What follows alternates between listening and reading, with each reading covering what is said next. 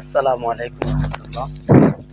প্রিয় দর্শক, জুনায়েদ বাবুনগরী সহ ওলামায়ে দেওবন্দ তথা আকাবিরে দেওবন্দ এবং বর্তমান জামানার আমির হেফাজত আল্লামা মুহিবুল্লাহ বাবুনগরী কেন জামাত ইসলামের কঠোর বিরোধিতা করেন এবং বিএনপি আওয়ামী লীগ তাদের বিরোধিতা যেখানে না করে জামাতের কেন বিরোধিতা করেন, আর জামাত কেন ওলামায়ে দেওবন্দকে ভয় পায় এবং আল্লামা মুহিবুল্লাহ বাবুনগরী সহ তথা আকাবিরে দেওবন্দের অনুসারী যত আমাদের বাংলাদেশের প্রখ্যাত ওলামা একরাম আছে এবং ওলামায়ে দেওবন্দ সহ সকলকে কেন এত ঘৃণা করে, এটা একটা বাস্তব প্রমাণ এই ভিডিওর মধ্যে তুলে ধরেছেন আমাদের এক ভাই।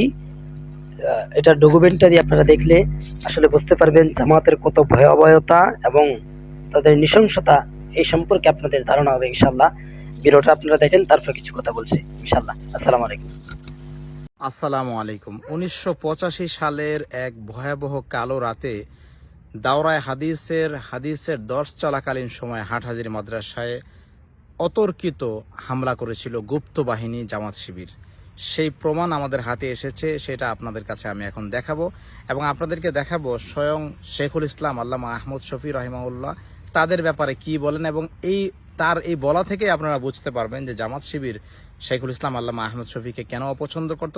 একই সাথে আজকের মুহিবুল্লাহ বাবুনগরী জামাতের সাথে কেন মিলতে চায় না, তারা বিএনপি আওয়ামী লীগকেও কেন হচ্ছে যে ছাড় দেয় কিন্তু জামাতকে কেন ছাড় দেয় না, জামাতের সাথে তাদের কি ট্রমা, জামাতকে কি শুধুমাত্রই তারা অযথাই হিংসা করে, জামাত যেটা বলে যে কওমে আলেমরা হিংসা করে, এই সমস্ত ব্যাপার এই ডকুমেন্টারির মধ্যে আছে। আপনারা চলেন আমরা সেটা দেখি এবং আমি আপনাদেরকে ওয়াদা করেছিলাম যে আমার ফেসবুক পোস্টে যদি 100 কমেন্ট হয় তাহলে আমি সেই ভিডিওটা প্রকাশ করব, কিন্তু মজার ব্যাপার হলো মাত্র 15 মিনিটের মধ্যে 100 কমেন্ট পাস হয়ে গেছে। এই মুহূর্তে হয়তো 300-400 কমেন্ট হয়ে গেছে।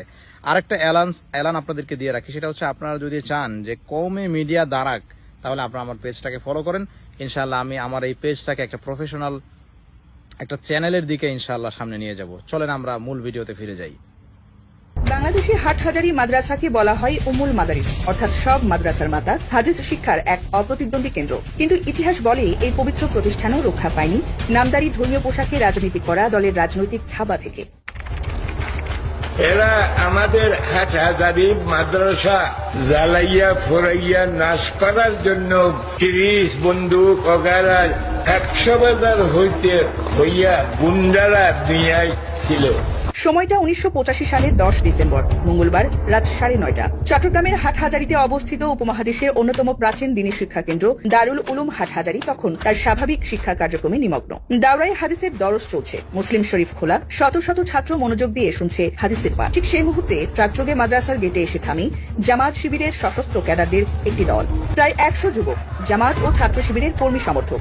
উস্কানিমূলক স্লোগান দিতে দিতে জোরপূর্বক তারা মাদ্রাসার ভেতরে ঢুকে পড়ে। আতঙ্ক ছড়াতে একাধিক পটকা বিস্ফোরণ ঘটানো হয়। এটা কোনো হঠাৎ ঘটনা ছিল না, ছিল পরিকল্পিত, সংগঠিত এবং নেতৃত্বাধীন হামলা। হামলাকারীরা আগেই ভাগ হয়ে যায় কয়েকটি দলে। এক দল যায় মুক্তামিমের দপ্তরে, দরজা ভাঙার চেষ্টা, অশালীন ভাষায় হুমকি আর মুক্তামিমকে অপসারণের চাপ। আরেক দল সরাসরি ঢুকে পড়ে দারুল হাদিসের শ্রেণীকক্ষে। দাওরায়ে হাদিসের ছাত্রদের ওপর হামলা, কিতাবপত্র ছুড়ে ফেলা আর দরস ভণ্ডুলের চেষ্টা। তৃতীয় দল এগিয়ে যায় মাইক, টেলিফোন আর যোগাযোগ ব্যবস্থা দখলের উদ্দেশ্যে, যাতে বাইরে কোনো খবর না পৌঁছায়। এই ভয়াবহ মুহূর্তে দরসদানকারী বিশিষ্ট মুহাদ্দিস মুফতি আজম আহমদুল হক রহমাতুল্লাহ পরিস্থিতির গভীরতা বুঝে আল্লাহর দরবারে সিজদায় লুটিয়ে পড়েন। একদিকে ছিল সন্ত্রাস, অন্যদিকে ইলম ও তাকওয়ার নিঃশব্দ দৃঢ়তা। প্রত্যক্ষদর্শীরা জানান হামলাকারীদের হাতে ছিল ছুরি, ইরিচ, লোহার রড, লাঠি, মরিচের গুঁড়া, বিস্ফোরক দ্রব্য। ভয় দেখাতে ছিল খেলনা পিস্তল। এমনকি মাদ্রাসার কক্ষ ও গেট তালাবদ্ধ করার জন্য আনা হয়েছিল বিপুল পরিমাণ তালা।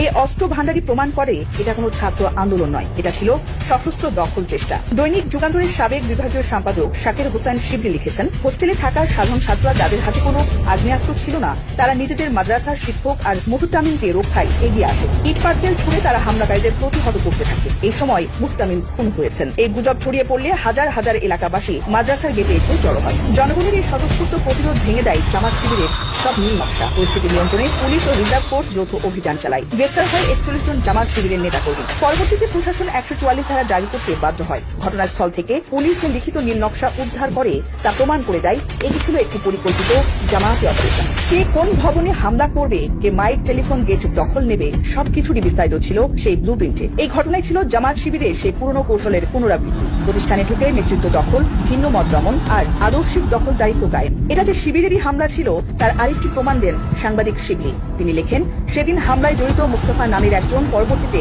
শিবিরের তথাকথিত শহীদ তালিকার 11 নম্বরে স্থান পায়। গোয়েন্দা রিপোর্ট বলছে এই হামলার মূল উদ্দেশ্য ছিল তৎকালীন মুহতামিমকে অপসারণ, দেওবন্দি ধারাকে বিলুপ্ত করা এবং হাটহাজারীতে জামাতপন্থী প্রশাসন কায়েম করা, অর্থাৎ উম্মুল মাদারিসকে জামায়াতি মতাদর্শের ঘাঁটিতে পরিণত করার অপচেষ্টা।